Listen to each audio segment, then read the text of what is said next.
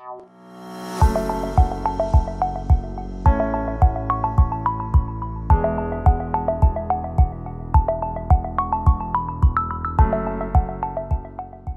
today we are going to talk about quantum and ordinary or classical diagrams, which means that we'll have interaction of quantum information and classical information.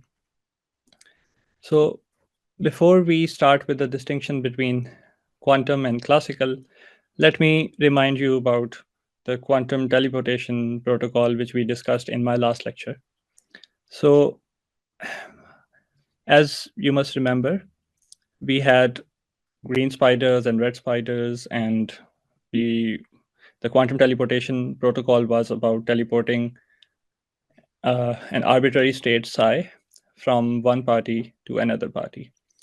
And so apart from these somewhat straight wires, we also had these curly wires in the diagram. And these curly wires represented the classical information that was sent from Andrea to Blaise or from Alice to Bob. Now, remember that in this diagram, these straight wires were representing quantum information, and these curly or twisted wires represented classical information. But this curly representation of classical information was somewhat not very formal.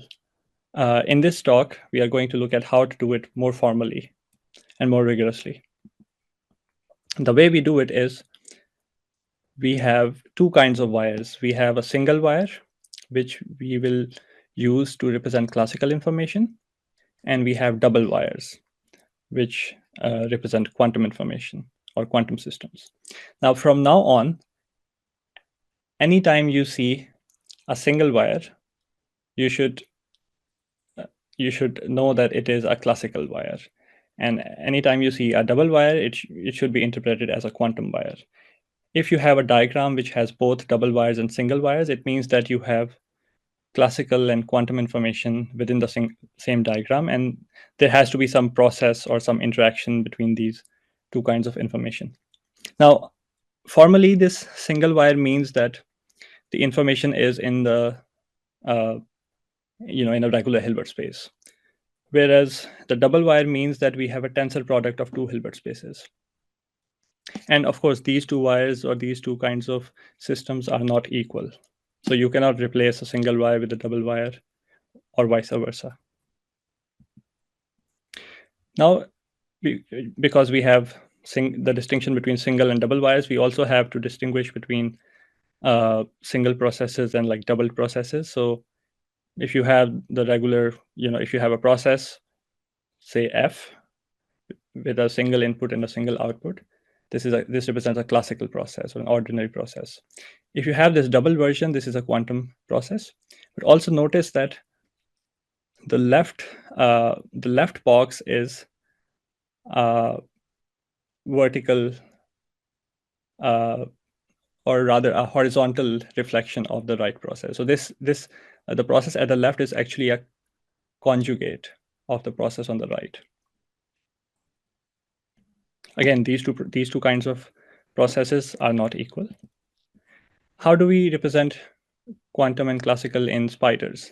So let me remind you that a spider basically gives us the structure that is inside these boxes. So if you have a phase gate, a green phase spider with a 90 degrees phase, this is how you present it. You represent the classical process. And if you want to have a quantum version of the same process, again, you make a copy and take its conjugate. So the conjugate of the 90 degrees phase gives you 270 degrees. Now, of course, it's nice to have two kinds of systems, but we also need to know how these two kinds of systems interact. That's the whole point of quantum theory.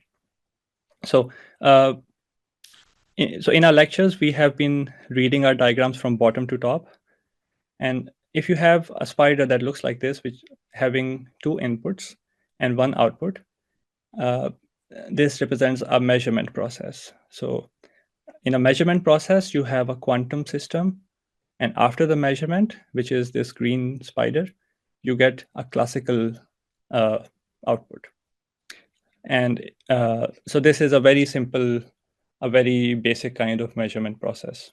Of course, you can have more complicated measurement processes. If you can have a spider with phases or some other, you'll see some more complicated measurement processes later on, but this is the simplest kind of measurement. And this measurement is in the Z basis. In the traditional Dirac bracket notation, this measurement process can be interpreted like this. So this interpretation shows that if you have a qubit in the 1 state, you get a 1 as a classical output. If you have a qubit in the 0 state, you get, so this is how it's represented in the traditional notation. Now, if we flip this spider vertically, we get the encoding process. Now, in the encoding process, we have a spider that transforms classical information into quantum information. And I'm sure most of you can guess how it is represented in the Dirac bracket notation. This is how it is. So in any quantum protocol, there are 3 kinds of processes that are fundamental. There is the encoding process, which is basically preparing some quantum state. And then you apply some unitary transformations on all the qubits or quantum states that you have prepared. And at the end, you perform a measurement. So in the previous lectures, you must have seen different kinds of unitary transformations. In this lecture, we will focus somewhat more on the measurement and the encoding processes. Now, so so in classical information, you have 2 kinds of bits, right? 0 and 1. So you can represent 0 and 1 in spiders like this. I'm sure you must have seen it in the previous lectures. Now, if we want to encode this, so this is again classical information. If you want to encode it into a quantum state, how do we do it? We apply the encoding operation. So again, on the left-hand side, you see the bit states. On the right side, you see the corresponding qubit gates. Qubit states. To go from a bit state to a qubit state, we start with the bit state, whichever we want to encode, and then we apply the measure operation. Now, all you have to do to get to the right-hand side is to apply the copy rule, which you must have seen. So a green spider can copy a red spider with a single leg. And this is how you get the qubit state, just by applying the spider copy rule, which you must have seen before. Now, this rule also works for the 180 degrees phase spider, which means that you can copy. So in this diagram, we are copying a 0 state. So we are encoding a 0 state into a qubit. In this diagram with the 180 degrees phase, we are encoding a classical 1 state into a qubit, which corresponds to this state. Are there any questions so far? Sorry, please, can you explain this part again? I don't. Sorry, can you repeat the question? Explain what? I'm saying that, please, can you take over this part again, the encoding part? I don't get it. Okay, do you want me to repeat the encoding part? Yes, please, yes. Okay. So again, look at this diagram, and we are reading this diagram from bottom to top. So the classical information is the input, and these two wires represent quantum information, right? So this process basically transforms a classical bit into a quantum bit, into a qubit. So if you have a classical state corresponding to the bit 1, then you get a qubit corresponding to the state 1.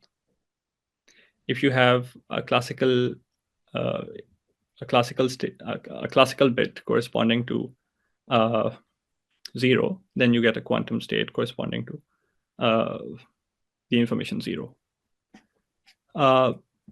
And so these equations of encoding are obtained just by applying the spider copy rule.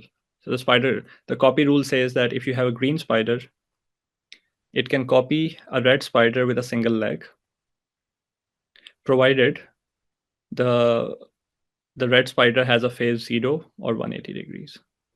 So this means that a green spider with a phase 0 can copy a 0 state or a 1 state. So in this diagram, we are copying a 0 state. In this diagram, we are copying a 1 state. And what I'm trying to say is that encoding is essentially copying in disguise. I hope this answers your question. Yes, thank you very much. Okay. And by the way, in the previous lectures, in my previous lecture, I also showed you how to represent any green or red spider in the Dirac notation. So if any of these equations don't seem very intuitive, or if you want to confirm that these equations are correct, you can always apply the Dirac bracket notation and see whether the left-hand side is equal to the right-hand side. So, for example, this encoding spider has this representation in the Dirac notation, right? And these spiders, so this red spider is essentially kit 0, and this is kit 1. So if you can compose these spiders with the encoding spider in series and perform the usual multiplication or whatever that from your traditional quantum information or quantum computing course, you can check that these equations for encoding are true. But the whole point of the graphical formalism is to make it intuitive, to make it second nature to do these computations. So as long as you remember the spider copy rule, you don't have to remember this equation. You can just there aren't too many rules. There are 5 or 6 rules that you are going to see in this course, and I think you have seen like most of them already. So as long as you remember the rules, you can do these calculations without thinking about the Dirac interpretation. So to give you some more examples of classical and quantum processes, so a single wire is classical, right? A double wire is quantum. You can also think of the single wire as a classical identity operation, which does nothing to the input, and a quantum wire as a quantum identity operation. Now, an arbitrary classical process is F. An arbitrary quantum process is F, tensored with its conjugate. Now, here we introduce a shorthand notation. You can represent this double process like this.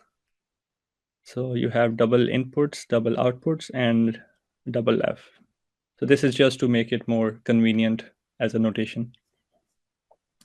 Now, if we have a quantum circuit in terms of a spider, classically it is represented like this, and the quantum version is like this. Again, here we are using the double version, the shorthand notation for the doubled version, and you can think of this doubled circuit as one circuit in front of the other one, and you can actually unfold it. So if you unfold the circuit, you get 2 single circuits or single wide circuits, which I have shown on the right hand side. So notice that there is a kind of consistency in how the left hand side, the left circuit and the right circuits are drawn. So this green spider at the leftmost is connected to the red spider the copy of the red spider at the left, and vice versa. So there's a copy of the single circuit, which is the left hand side, left version, and there's a copy of, which is the right version. And so again, you have to be very careful when you are uh, transitioning between these two kinds of notations. And I mean, depending on the calculation you are performing, either of the two versions could be useful. So it's up to the user how to.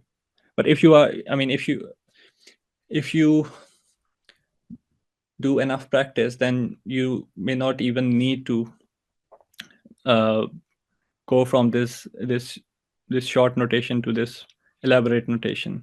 So again, it's up to you. The notation is only there for your convenience. You don't have to worry too much about which notation to use.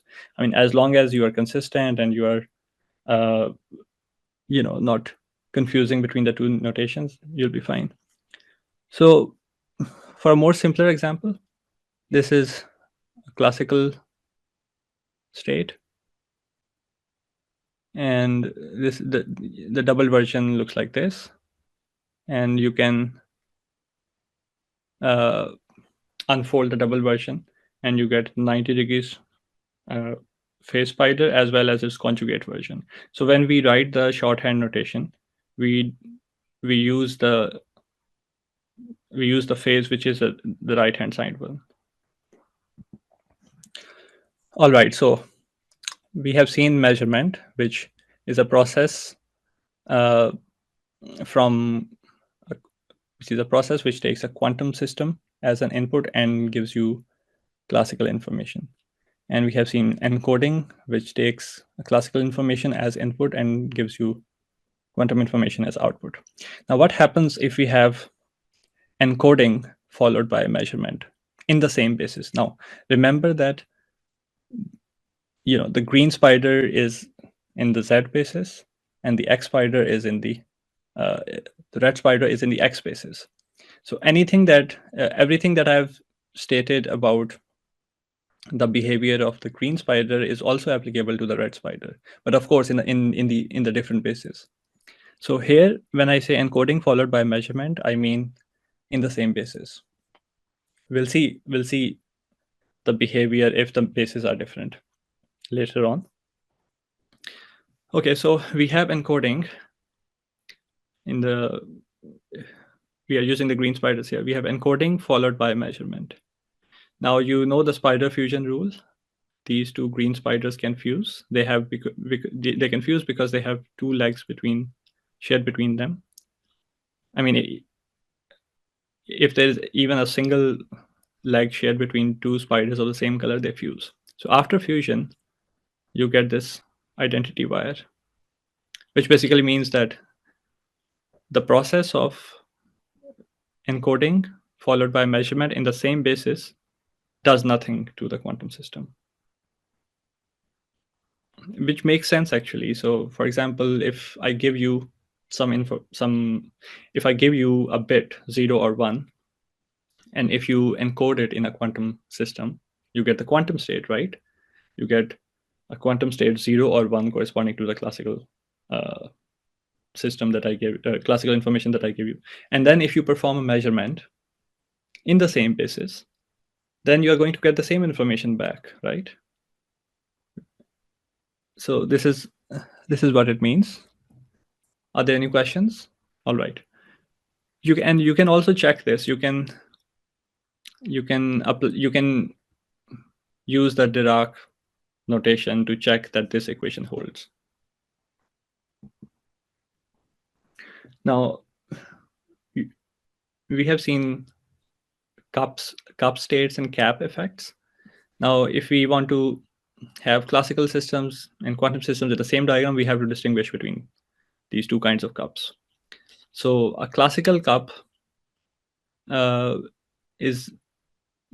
it basically corresponds to classical correlations, and a quantum cup, which is a double cup, is basically depicts an entangled state. So first, let's let's just talk about classical correlations. So you must have seen a similar diagram before. There are two parties, Andrea and Blaise, and they are at two different locations. Classical correlations means that if Andrea performs a measurement in a certain basis, then whatever the outcome of Andrea's measurement is, Blaise will have the same. Blaise will end up having the same state, whichever is measured by Andrea. So, for example, if Andrea measures the state to be 0, which means that this phase is 0, then it means that Blaise will end up having the same state with the phase 0. And again, we go from left hand side to right hand side using the sliding rule. You can slide the boxes or the spiders along wires. And if Andrea had measured the one state, which means the phase pi or the phase 180 degrees, then Blaise would end up having the same state that was measured. So this is what we mean by classical correlations, that even though we don't know the outcome of Andrea's measurement, whatever that measurement is, Blaise will end up having the same state.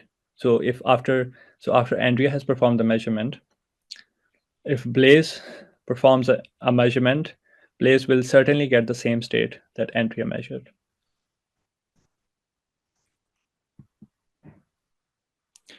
Okay, so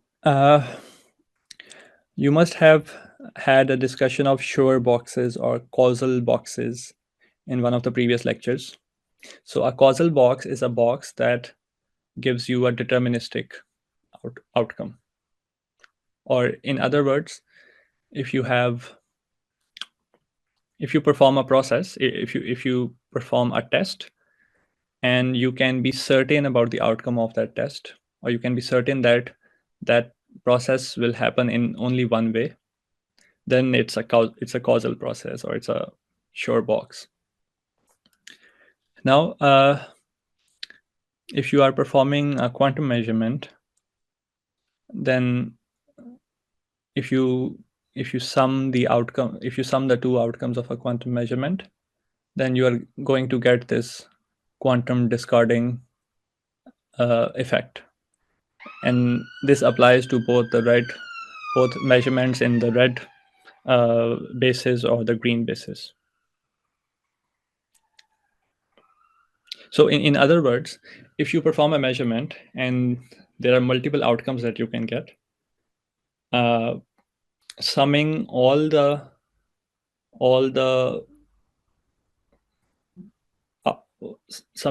branches of that process will give you a certain process. This means that this is very much like flipping a coin. So if you flip a coin, you get heads 50% of the time, you get tails 50% of the time. The probabilities add up to 1. This is what we mean by a causal process. A causal process is a process that has probability 1 of occurring. Now, how do we show that these two equations hold? We start with we first start with a classical system. So we know how classical probabilities work. If you have a coin, heads or tails, you sum the outcomes and you get a probability 1. This can also be represented in terms of spiders. Let's say the heads correspond to the outcome 0 and tails correspond to the outcome 1. Heads and tails combined give you the discarding process. Now, we can also, so if we perform a measurement first, this is a measurement process, this green spider, and then perform a bit test. So the flipping of a coin can be thought of as a bit test, right? Because the outcome is 0 or 1. Then we can rewrite this expression as this by applying the spider copy rule. So this red spider is copied by the green spider, and we get this qubit test. Now notice that this red spider had a phase alpha. On the right hand side, we have phases alpha and minus alpha, which is basically the conjugated version. So this means that if we know that a classical test is a causal process, which means that adding the two possibilities of the test gives you the discarding process. This means that the quantum tests, a quantum test is also a causal process. How? We can just we can think of this this quantum test as a measurement followed by a classical test. So basically, this means that so if you have a qubit test, it can also be expressed as a measurement, which is this green spider, followed by a classical test, which is this bit test. Is that clear?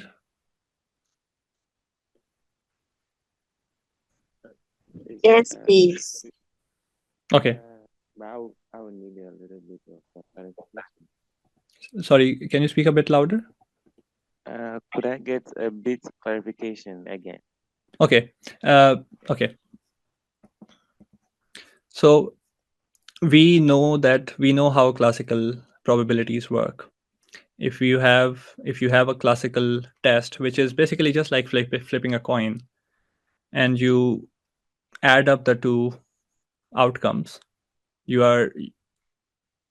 end up having the outcome that this flipping happens for sure, right? We don't know the outcome of the flipping, but it happens for sure, right? It's either heads or tails, but if you combine the two outcomes, you get like a sure test, or a test which happens for sure, right? You flip a coin.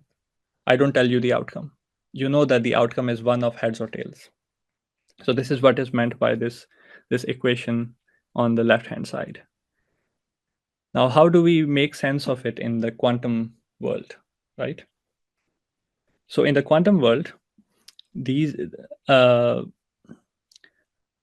equation on the right-hand side means that if you have a quantum state, if you measure that state and then flip a coin, then it's a sure process. So which means that if you have measured a quantum state, it becomes a classical state, right? The green spider tells you that after measurement, you get a system with a single wire as the output, which is a classical system, right? And on classical system, we can perform a bit test, which means that for a classical system, we can flip a coin. And a classical system with either gives you heads or tails. There's nothing between heads or tails, right? So this is what is meant by the right-hand side equation. I hope this answers your question. Thank you. Okay, welcome. Right, so discarding. So this wire with this ground symbol represents the discarding operation.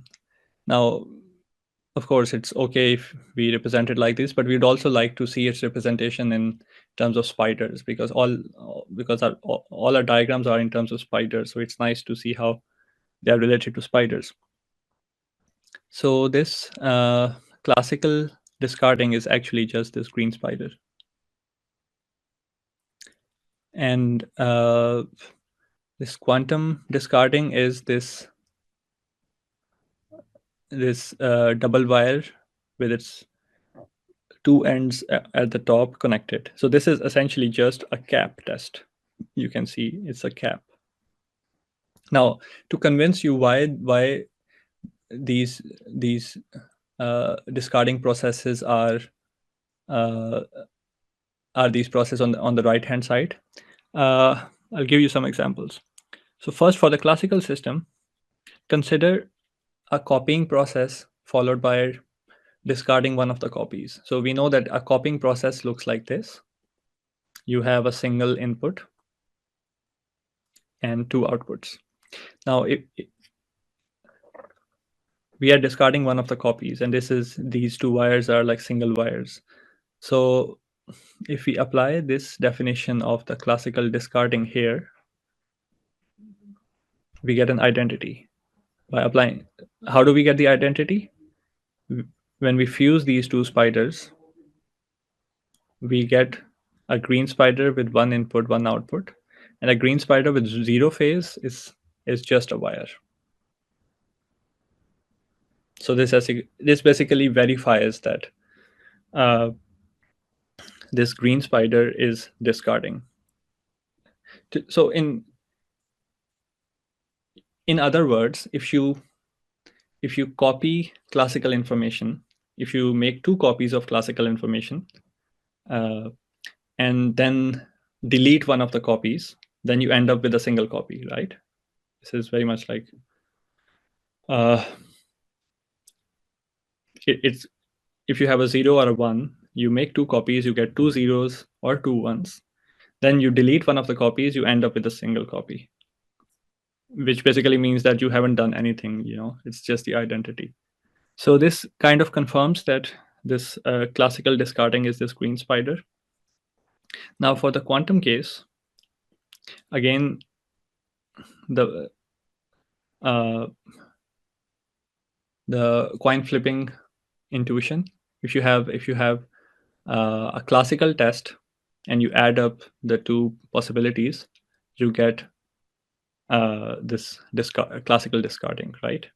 Now, if you apply a measurement process, if you compose this equation with a measurement process, which means that you apply a measurement on all of these diagrams, you get the quantum version of the Shor test, which is what we did actually previously, which is what we did here, right? We originally had a bit test, which is the left-hand side one, and we applied this measurement, right? This is measurement because it has two wires as input and one wire as output, right? So a measurement must be a Shor box. Why? Because if you apply a measurement, you are sure you cannot determine the outcome of the measurement, but the measurement process itself happens for sure if you apply it. That's what is meant by measurement must be a Shor process. A Shor process means that if you apply a process, or if you apply this green spider and then apply discarding, then you will just get discarding. This is what is meant by a Shor box or a causal box.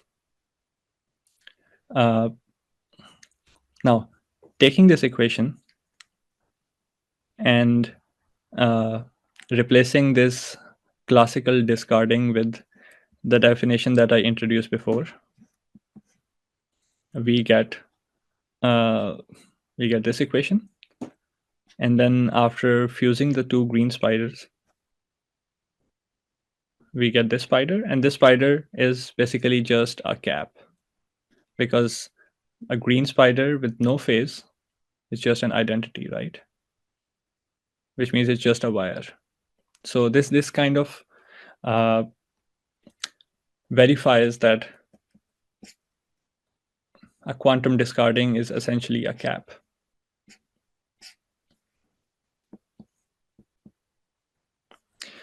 Now, what happens if we vertically flip these discarding processes? If you vertically flip these discarding processes, we get this spider for the classical case and a cup for the quantum system. Now this green spider, or this flipped version of classical discarding, essentially represents a uniform probability distribution.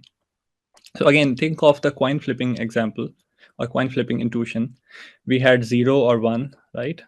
50-50% of the time. And because the probabilities are of 0 and 1 are the same. That's why this is a uniform probability distribution. In the quantum version, this is a maximally mixed state. A maximally mixed state means that you can have the qubit 0 50% of the time and the qubit 1 50% of the time. Now this is different from quantum entanglement. In quantum entanglement, you must know that it's not a statistical mixture, right? It's a single state which has those probabilities, whereas in the maximally mixed state, it's an ensemble. First of all, it's an ensemble. It's not a single state, and there's a probability. 50% of the time you are going to get zero state, and 50% of the time you're going to get 1. So this is what is meant by the maximally mixed state. And you can also think of these processes as noise, right? So in the classical system, if you have a uniform probability distribution, it means that you don't have any information about the state. It's just like noise.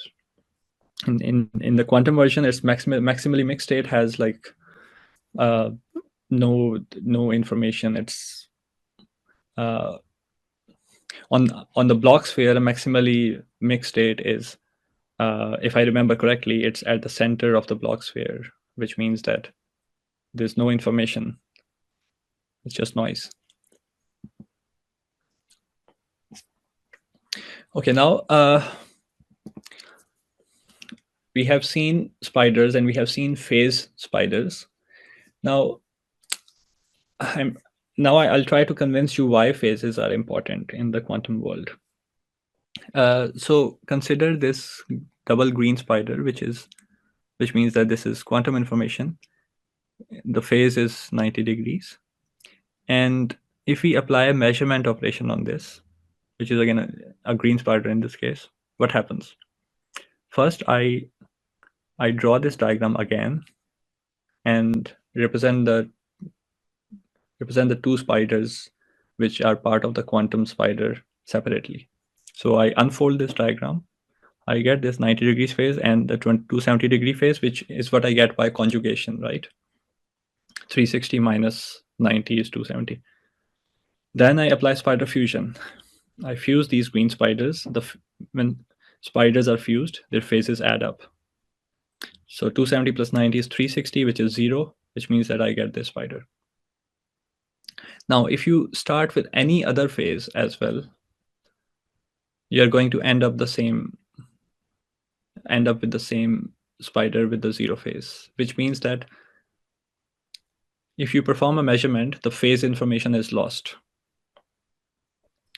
Something similar happens with the phase gate. So if we start, instead of this phase state, we had a phase gate, which means that it has an input and an output. Now, you can apply a similar reasoning. You can unfold the diagram, and then you can apply spider fusion. The phases add up, and you end up with this vanilla, like the same measurement state, which means that this measurement has eaten up this phase gate.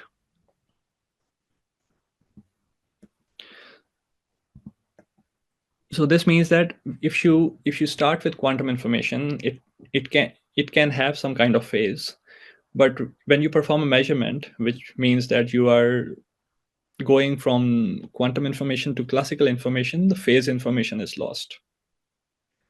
And this is one of the challenges of quantum computing. A lot of the magic of quantum computing or quantum protocols comes from phases. And it's up to the engineer or the quantum physicist to ensure that the phases are manipulated in a clever way so you can get something useful out from the quantum algorithm or the quantum computer. But again, the problem is that there's also environmental noise. Environmental noise can also lead to decoherence, which is the loss of the phase information. And that is why it's very hard to build quantum computers, because the environmental noise also interacts with the qubits or the quantum gates. Now, another interesting aspect is that how measurement and encoding interacts. So recall that if you perform encoding followed by measurement in the same phase, which means in the same color, then you get the identity, right? And you can go from left to right hand side by applying spider fusion. But if we perform measurement first and encoding second, then we don't get the identity. To check that, let me give you an example. Suppose we have a qubit with the phase alpha, and we perform this measurement in the green basis. Then, as you saw in the previous slide, the phase information gets lost, right? The phase information gets lost. So you end up with the spider without a phase. So we have this classical spider now with 0 phase. The alpha phase is gone. And then we can apply spider fusion again. And you know that this gives us a cup. And this cup is not equal to this qubit composed with the identity, right? So this actually confirms that this equation doesn't hold. So what does it mean physically? Physically, this means that if I give you a qubit, right, if I don't tell you what the phase of that qubit is or what that qubit is, then if you perform a measurement, any measurement on that qubit, and then you encode that the classical outcome of that measurement into another qubit, then you lose the information of the original qubit. This information is lost. Also, this gap is essentially the maximally mixed state, right? Which is what we saw here. This is the maximally mixed state, which means that all the quantum information is lost. And actually, this diagram is what we call decoherence, right? Decoherence is when some environmental variable or some other system performs a measurement and then, without knowing the outcome of that measurement, and then just encodes it into another state. So this is decoherence. As a slogan, you can remember that a measurement followed by encoding is decoherence, right? A measurement followed by encoding gives you decoherence. And so in this case, we are looking at decoherence in the green basis, but you can also draw a similar diagram for the red basis. Are there any questions so far? So we have been considering the interactions between measurement and encoding in spiders of the same color. But what happens if we have spiders of different colors interacting? So again, recall that measurement in the green spider corresponds to this expression in the Dirac notation. Now, if you are performing a measurement in the red spider, which means a measurement in the x basis, then you have this expression in the Dirac notation. And obviously these two expressions are not equal. So the measurements in the two bases are not the same. Now, what happens if we encode classic, and if we encode in the green spider and then measure in the red spider, what happens then? Now, you must have seen this rule called the leg chopping rule, where if you have two wires shared by a green spider and the red spider, then these two wires are chopped. These, or in other words, the legs are chopped. So this is the leg chopping rule. So this means that if you have encoding in a green spider followed by a measurement in the red spider, then you have no transmission of information from bottom to top. This is essentially what is complementarity, right? I mean, you can think of a Stern-Gerlach kind of experiment where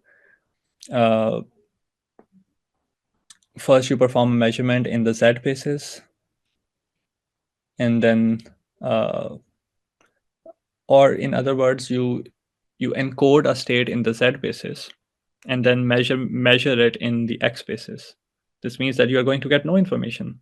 Why? Because, I mean, to make sense of it physically, if I give you a zero state and you measure it in the plus minus basis in this basis, then 50% of the time you are going to get plus, 50% of the time you are going to get minus, which is a uniform probability distribution. So you are not going to extract any information whatsoever from the state that I have given you.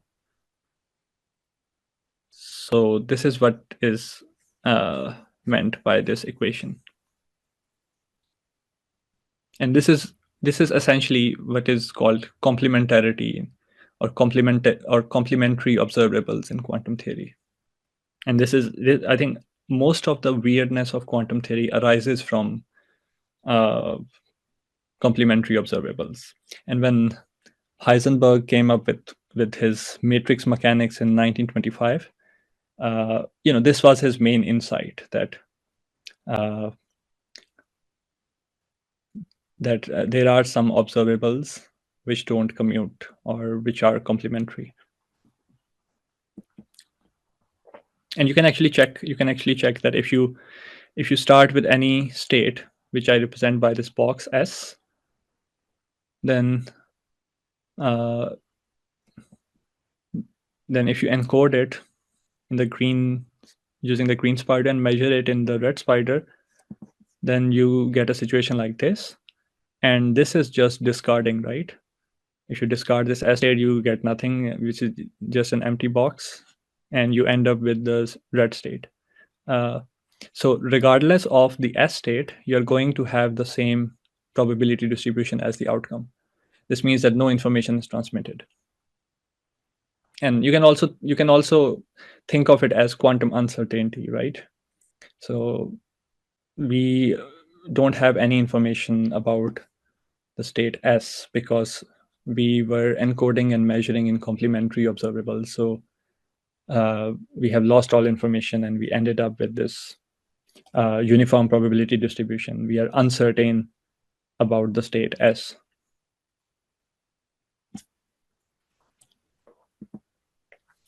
Okay, let's just quickly look at how it informs the distinction between the classical cups and quantum cups. So, as I said, a quantum cup corresponds to quantum entanglement. So in quantum entanglement, if Andrea and Blaise, which are any two parties that share an entangled state, if they perform measurements in the same basis, what happens? So you can fuse these two green spiders. If you fuse these two spiders, you get a classical cup, because after fusion you get a single spider with a phase 0. A single spider with a phase 0 is just a wire. So you get a classical cup, and a classical cup is means classical correlations, as I mentioned earlier. This means that if we have an entangled state and if we perform measurements in the same basis, then we end up having correlations between Andrea and Blaze's measurements. Now, if we had used 2 red spiders instead of 2 green spiders, we would have ended up with the same classical cup. So this means that if Andrea and Blaze are performing measurements in the same basis, they get the same outcomes. This is what it means. And this is what you must know from the EPR thought experiment or Bell's theorem or tests of Bell inequalities. On the other hand, if Andrea and Blaze perform measurements in different bases, in complementary bases, then these two the green spider and red spider share 2 wires, which means that the leg chop rule is applicable. After applying the leg chop rule, we get this diagram. And what does this diagram show? This diagram show that Andrea and Blaze get states which are different, and which basically means that they don't have the measurement outcomes are not correlated. There is no wire going from there's no wire connecting these two spiders, basically. So I'm going to stop here. I'll be very happy to take any questions or any comments that you may have. Thank you very much. Please, just the last part, the last page before this. Thank you. Okay. The lecture. You are saying if the entanglement is between 2 complementaries, there is just the outcomes will be different. But that part, I don't know. Is it not entangled or how? Okay. Sorry. Can you rephrase? I think I got the essence of your question, but can you like rephrase it? What do you mean? Like, I mean, the reds and the green, they are entangled, right? And you are saying so if given the lecture, it's like they are getting different states, right? Yeah. So I was saying the entanglement, how is that significant? Like, it doesn't mean the entanglement doesn't apply there or Yeah. I see your point. Yeah. So this doubled cup is essentially a Bell state. So this is a state which is basically 0, 0 plus 1, 1 divided by square root of 2. And you know that if Andrea gets a 0, then Blaze would also get a 0. If Andrea gets a 1, Blaze would also get a 1. Sure, it doesn't, when these two measurements are performed in a different basis, it doesn't change the fact that Andrea and Blaze started out with the same with an entangled state, but after performing the measurement, their outcomes are not correlated. That is what is meant by this equation, that the outcomes are not correlated because the measurement bases are different. Even though they started out with an entangled state, for the outcomes to be correlated, they have to measure in the same basis. Does it answer your question? Okay, thank you. Okay. So some people argue that there's nothing special about entanglement. There's nothing special about non-locality. They say that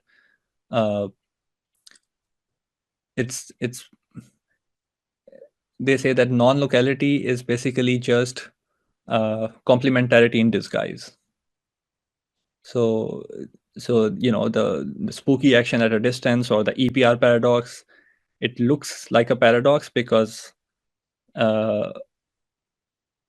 because the measurements can be complementary. So it's basically just another way to it's just another manifestation of quantum uncertainty or quantum complementarity. All right, any other questions? Okay. Just want to be sure about these spiders. Okay. So still on this page, I have 2 questions. where we fuse them. So it means that, fine, if we have one of the green in maybe they are all in zero phases at a point. Yeah. So if we change one of the phases, do we still have the same result there? Maybe No, zero.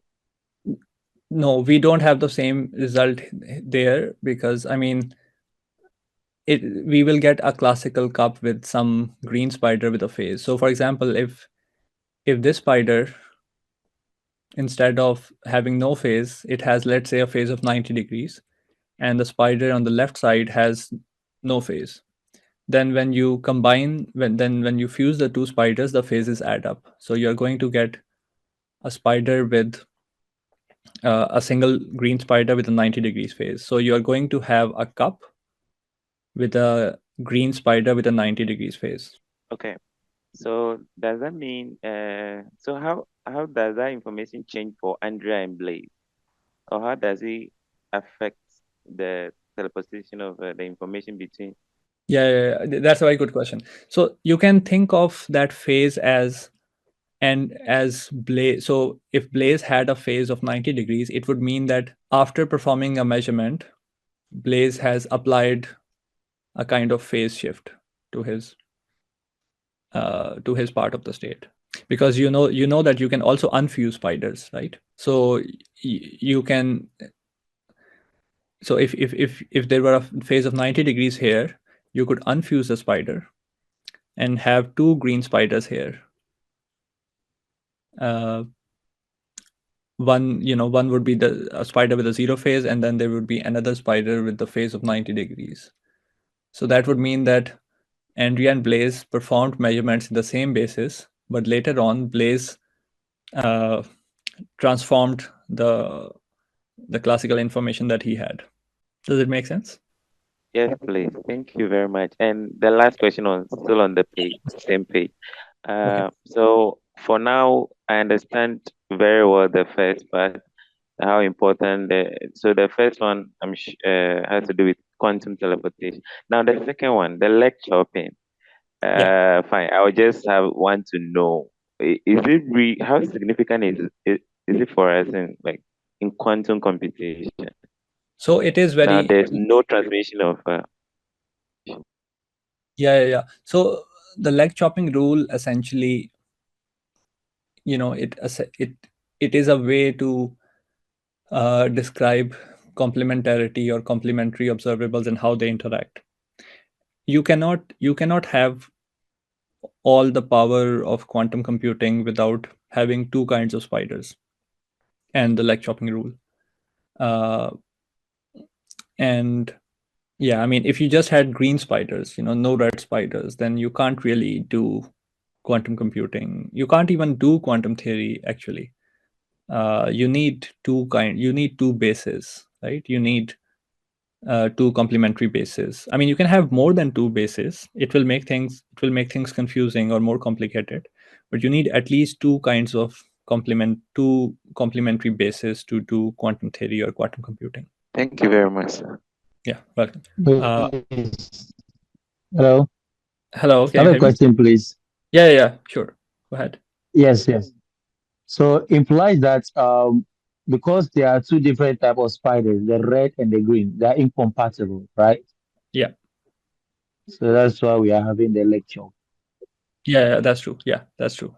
Very true. All right. I'll stop here. I'll make sure that you get the slides from this talk, so that if you want to revise, you can have a look. But I really enjoyed giving these lectures. Thank you very much for giving me this opportunity. Thank you for joining. I'll stop here. Hope you enjoy the rest of the course. Bye. Thanks for your time too. Bye.